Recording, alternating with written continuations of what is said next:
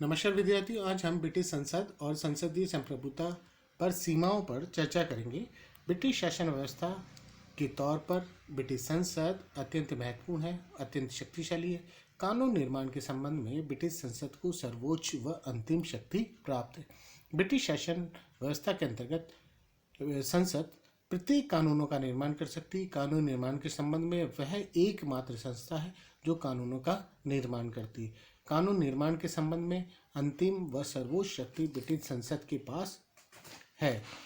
British व्यवस्था में अलिखित संविधान पाया जाता है और अलिखित संविधान होने के कारण ब्रिटिश संसद का जो महत्व है और भी ज़्यादा बढ़ जाता है। ब्रिटिश संसद के द्वारा जो भी कानून निर्मित किए जाते हैं उन्हें वैधानिक तौर पर चुनौती भी नहीं दी जा सकती है। अतः ब्रिटिश संसद कानून निर्माण के संबंध में सर्वोच्च व अंतिम शक्ति रखती है। ब्रिटिश संसद का जो महत्व है अत्यधिक है और ब्रिटिश शासन व्यवस्था के अंतर्गत वह विभिन्न प्रकार के विभिन्न विषयों पर, विभिन्न व्यवस्थाओं पर कानूनों का निर्माण करती है। ब्रिटिश संसद के संबंध में विभिन्न विद्वानों के द्वारा ये कहा गया है कि ब्रिटिश संसद किसी भी प्रकार का, किसी भी विषय का, किसी भी व्यवस्थाओं को ध्यान में रखते हुए कभी भी किसी भी कानूनों को निर्मित कर सकती है। अतः कानून निर्माण के संबंध में वह सर्वोच्च व अंतिम रूप लिए हुए है। वो किसी भी प्रकार का, किसी भी प्रकार से कानूनों को निर्मित कर सकती है। लेकिन ब्रिटिश संसद की इस सर्वोच्चता की शक्ति पर अंकुश लगा हुआ है। ब्रिटिश व्यवस्थाओं के द्वारा इस प्रकार की व्यवस्था की गई है कि ब्रिटिश संसद अपनी सर्वोच्चता की शक्ति का प्रयोग सीमाओं में करे। वह ऐसा कोई कानूनों का निर्माण नहीं करे जो जनता के विपरीत हो, व्यवस्था के विपरीत हो, प्राचीन परंपराओं के विपरीत हो, कानून के विपरीत हो। अतः इन व्यवस्थाओं को ध्यान में रखते हुए ब्रिटिश संसद कानूनों का निर्माण करती है और ये कानूनों का निर्माण ब्रिटिश संसद सीमाओं में रहकर करती है। वह कानूनों का निर्माण करते समय अपनी सीमाओं का पूर्ण ध्यान रखती है कि उससे उन सीमाओं को नुकसान ना पहुँचे, उन व्यवस्थाओं को नुकसान ना पहुँचे तथा ब्रिटिश शासन व्यवस्था में जो लोकतांत्रिक व्यवस्था है वो पूर्ण रूप से स्थापित हो। अतः ब्रिटिश संसद को हम सर्वोच्च शक्ति तो मानते हैं कि ब्रिटिश संसद कानून निर्माण के संबंध में सर्वोच्च शक्ति रखती है, लेकिन वह इस सर्वोच्च शक्ति का प्रयोग सीमाओं में रहकर करती है। वह कानूनों का निर्माण निरंकुश होकर निरंकुश व्यवस्था को स्थापित करने के लिए नहीं कर सकती। ब्रिटिश संप्रभुता पर सीमाएं भी हैं।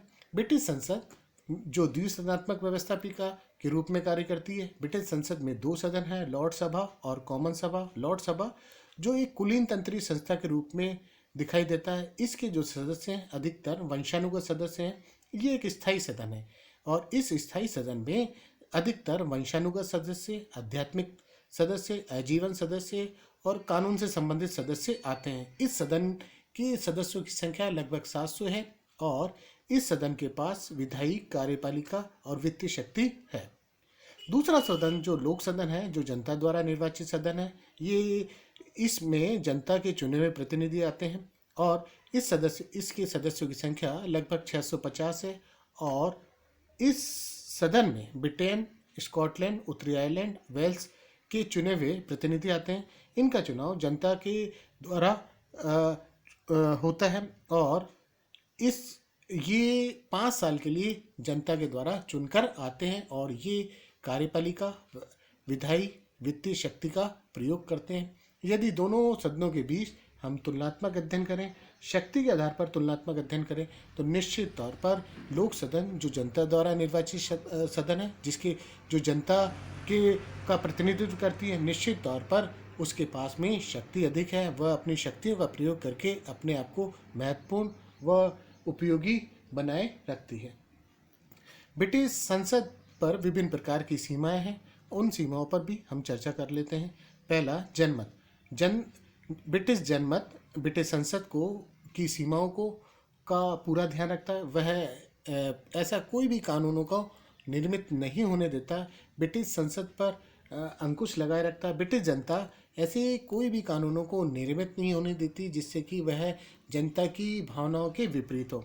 1911 1949 का जो अधिनियम है, उस अधिनियम के द्वारा भी लॉर्ड सभा की शक्तियों को सीमित किया गया है और जो लोक सदन है, जनता द्वारा निर्वाचित सदन है, वह सदैव जनता की इच्छाओं के लिए कार्य करता है, जनता की भावनाओं के लिए कार्य करता है और उसका जो प्रयास रहता है अधिक से अधिक जन कल्याण का होता है। अतः ब्रिटिश जनमत संसद को कभी भी किसी भी प्रकार से कोई गलत काम नहीं करने देता है और न ही इस प्रकार से कानूनों को निर्मित करने देता है। जनमत सदैव इस बात का ध्यान रखता है कि संसद के द्वारा, ब्रिटिश संसद के द्वारा कभी भी किसी भी प्रकार से गलत कानूनों का निर्माण नहीं हो।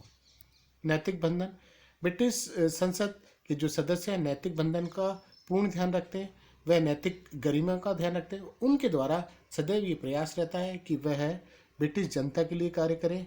उनके द्वारा कभी भी किसी भी प्रकार से कोई गलत कानूनों का निर्माण न हो, इस प्रकार से कानूनों का निर्माण न हो जो जनता के विपरीत हो। परंपराएं, ब्रिटिश जाति रूढ़िवादी जाति है। वह प्राचीन परंपराओं और रीति रिवाजों के प्रति गहरी आस्था रखने वाली जाति है और ब्रिटिश परंपराएं और रीति रिवाज प्राय संसद को कोई गलत कार्य नहीं करने देते हैं। वह प्राचीन परंपराओं और रीति रिवाजों के प्रति आस्था रखने के साथ साथ इस बात का भी ध्यान रखते हैं कि वो प्राचीन परंपराएं रीति रिवाज ब्रिटिश संसद के द्वारा, ब्रिटिश संसद के सदस्यों के द्वारा टूटे ना। अतः प्राचीन परंपराओं और रीति रिवाजों को ध्यान में रखते हुए संसद कभी भी निरंकुश नहीं हो पाती और अपनी सीमाओं का पूर्ण ध्यान रखती है। अगला, विधि का शासन। ब्रिटिश शासन व्यवस्था मूल रूप से विधि के शासन पर आधारित है। कानून को विशेष महत्व दिया जाता है और ब्रिटिश संसद कानूनों को निर्मित करती है। उनका सदैव ये प्रयास रहता है उनके द्वारा जो कानूनों का निर्माण हो उससे ब्रिटिश व्यवस्था स्थापित हो। अतः ब्रिटिश व्यवस्था को स्थापित करने के लिए विधि के शासन की स्थापना की गई है और विधि के शासन के अंतर्गत ब्रिटिश संसद कभी भी कोई कानूनों का निर्माण गलत नहीं कर पाती है। उसके द्वारा अपनी सीमाओं का पूर्ण ध्यान रखा जाता है।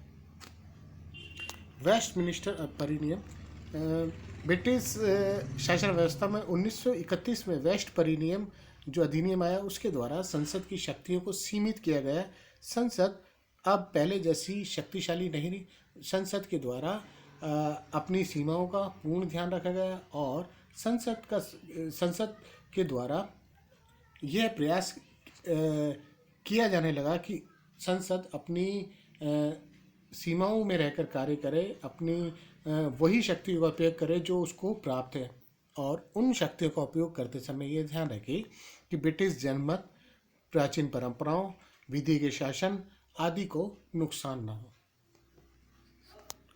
प्रदत्त व्यवस्थापन, वर्तमान समय में कानून निर्माण संबंधी जो कार्य है कार्यपालिका के द्वारा किया जाता है। प्राय कानून निर्माण संबंधी कार्य व्यवस्थापिका के द्वारा होता है, लेकिन वर्तमान समय में अनुभव, तकनीकी ज्ञान की कमी के कारण व्यवस्थापिका सभी कानूनों को निर्मित नहीं कर पाती है और कार्यपालिका समय आवश्यकताओं को ध्यान में रखते हुए कानूनों का निर्माण करती है और अपनी शक्तियों के प्रभाव को कार्यपालिका बढ़ाते जा रही है और व्यवस्थापिका की शक्तियों में कमी आ रही है। प्रदत्त व्यवस्थापन के तौर पर ब्रिटिश संसद कभी भी इस प्रकार के कानूनों को निर्मित नहीं कर पाती है जिससे कि ब्रिटिश व्यवस्था को नुकसान पहुँचे और ब्रिटिश व्यवस्था प्रदत्त व्यवस्थापन के तौर पर कार्यपालिका कानूनों का निर्माण करती है और कार्यपालिका के द्वारा जो भी कानून निर्मित होते हैं वो सीमाओं में होते हैं।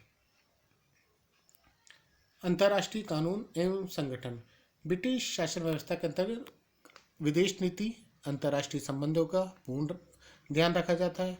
पड़ोसी राज्यों के साथ किस प्रकार संबंध स्थापित रहें इस बात पर भी ध्यान रखा जाता है।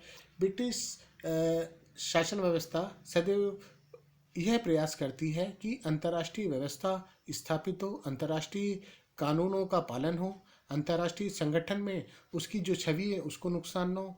तो अतः ब्रिटिश संसद के द्वारा सदैव इस बात का प्रयास किया जाता है कि वह अपनी सीमाओं में रहकर कार्य करे, वह निरंकुश होकर कार्य नहीं करे, उसके द्वारा कभी कोई गलत कानूनों का निर्माण ना हो, वह विषय से संबंधित कानूनों का निर्माण करे, वह ब्रिटिश शासन व्यवस्था को स्थापित करने के लिए कानूनों का निर्माण करे, जिससे कि ब्रिटिश शासन व्यवस्था भी स्थापित हो और अंतर्राष्ट्रीय व्यवस्था के अंतर्गत उसकी छवि को भी नुकसान ना हो। और ब्रिटिश जो देश है वो विभिन्न संगठनों में न केवल सक्रिय भूमिका निभाता है बल्कि उनका प्रतिनिधित्व भी करता है। इस बात को ध्यान में रखकर भी संसद कार्य करती है।